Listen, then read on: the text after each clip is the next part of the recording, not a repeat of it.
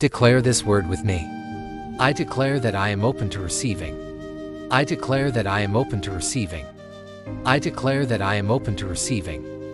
And I prophesy that every area of my life will soon experience the favor of God. Prophesy it with me. Prophesy it with me. Prophesy it with me. The Lord is about to do something new in your finances. As you can see, this message has gone viral because people are tired of struggling financially.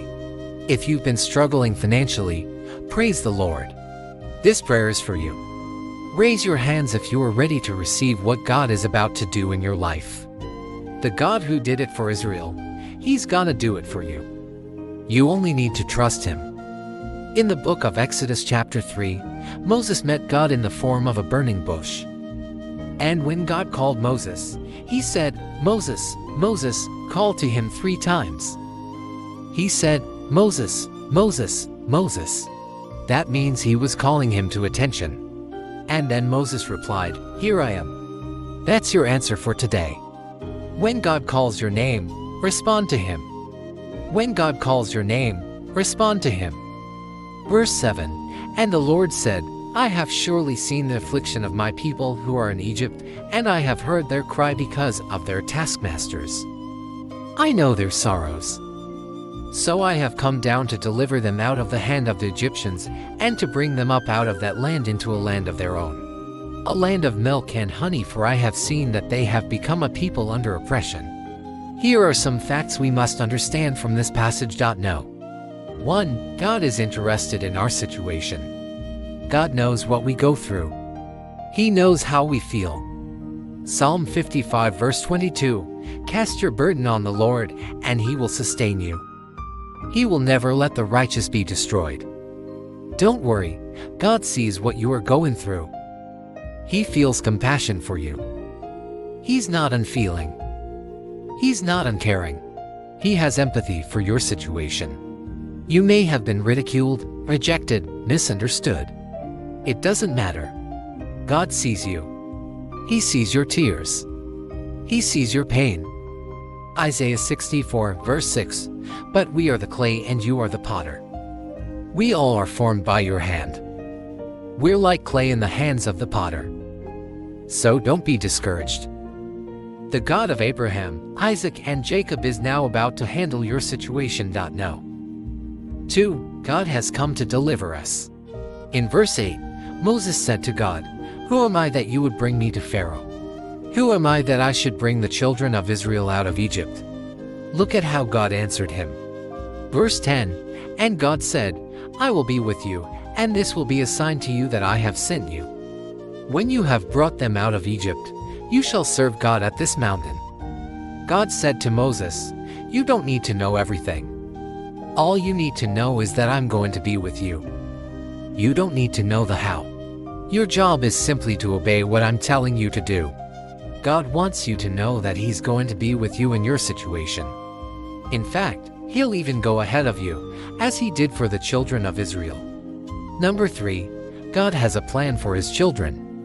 In Deuteronomy 8:18, "You shall remember the Lord your God, for it is He who gives you power to get wealth, that He may establish His covenant which He swore to your forefathers." God has promised to help you become prosperous so that He can fulfill His words to your forefathers. God has a plan for you. God has a dream for you. Stop focusing on the problem. Start focusing on the promise. So in the name of Jesus, and by the power of the Holy Spirit, I declare the following. 1.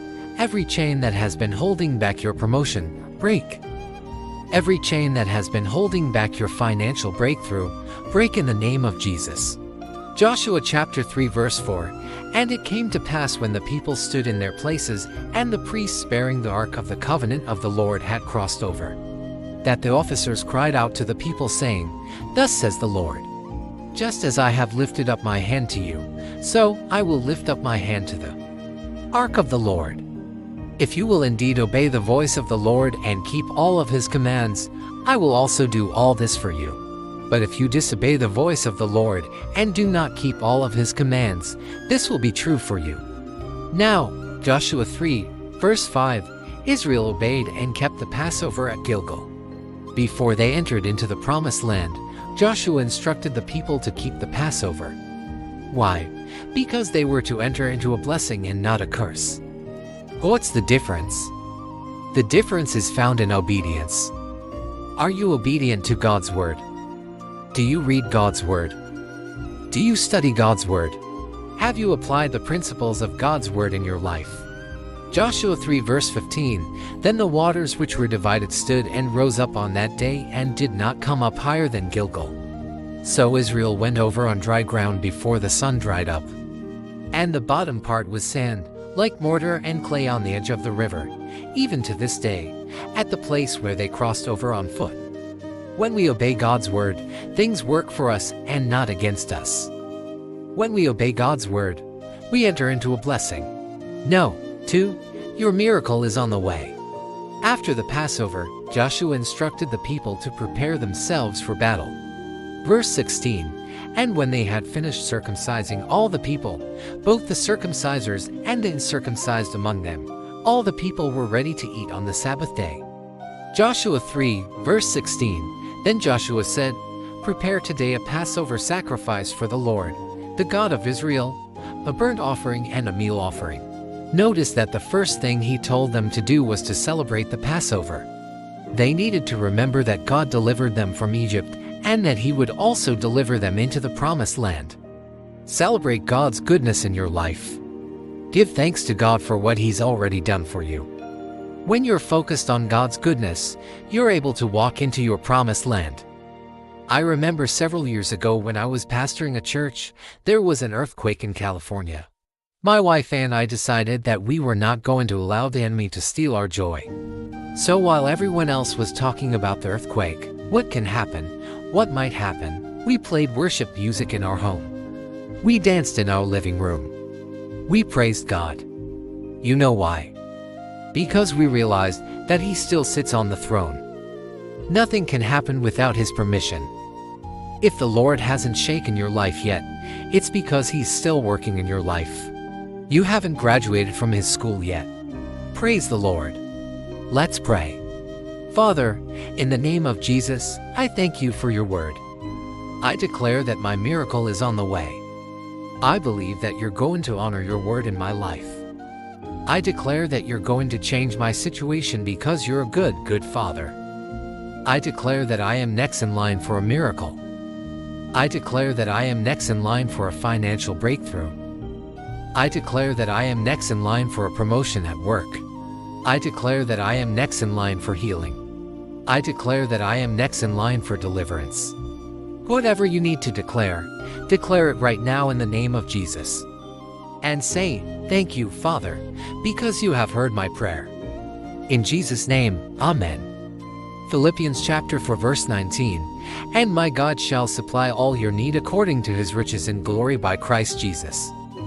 Deuteronomy 8:18. The God who did it for Israel, he's gonna do it for you. You only need to trust him. Thank you for joining me today. I declare that you are blessed. I declare that you are highly favored. I declare that you will live a life of victory and that your future is exceedingly bright. God bless you until next time.